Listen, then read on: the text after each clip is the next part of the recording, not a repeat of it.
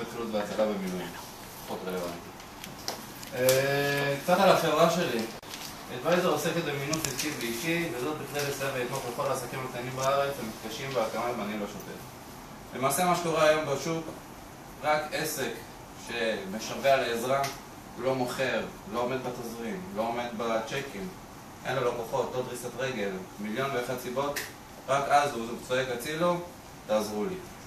מה שבעצם יש לכם פה את הפלוס הזה שנטע הגתה אותו בעצם, זה להתחיל את הכל מההתחלה וכמו שצריך.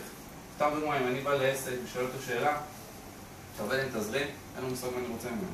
הוא קיים כבר 20 שנה, הוא לא יודע מה אני רוצה. לכן, היום מאוד מאוד חשוב הדברים האלה. הארגון שלי מהווה בעצם קואליציה מנחה ובקרתית על המתנהל בעסק בשוק ומבצע הצלבה מתאימה. זאת אומרת, יש בכל עסק יש תחום של פרסום, שיווק, ניהול כולל, רכש, מיתוג, כל הדברים האלה, בעל עסק אותי לא יודע לעשות את זה. שאלתם פה שאלות, איך אני מוכר, למי אני מוכר, מה אני עושה, איך אני מקדם, דרך אינטרנט, לא דרך אינטרנט.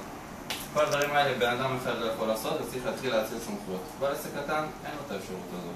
לא ברמה כלכלית ולא ברמה אישית. וזה עובדתי, זה לא שבעל העסק הוא בעצם אחד שלא מבין. פשוט לא יכול להשתלט על כל הדברים ביחד.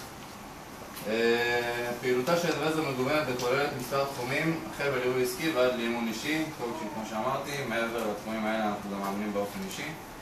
כל מיני תחומים, קריירה בעיקר, הצלחות, עסקים, זה יותר ברמה של הליווי העסקי.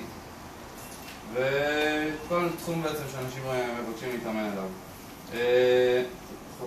חזון אדוויזר הוא לשים את העסקים הקטנים על המפה, להעצים ולחזק אותם בשוק על ידי מספר מהלכים ממוקדים ואפקטיביים. אנחנו בארגון צופים שתוך 5 עד 10 שנים כל העסקים הקטנים בארץ יהיו הרבה יותר חזקים מכל הרשתות הגדולות, וזוהי כי הצרכן מבין היום שללכת לקנות בקניון עולה לו פי 3 כסף ואין לו פי 3 הזה בעצם. לכן היום אנחנו עובדים על זה כדי לחזק את העסקים הקטנים, שבסוף זה משתלם לצרכן הישראלי.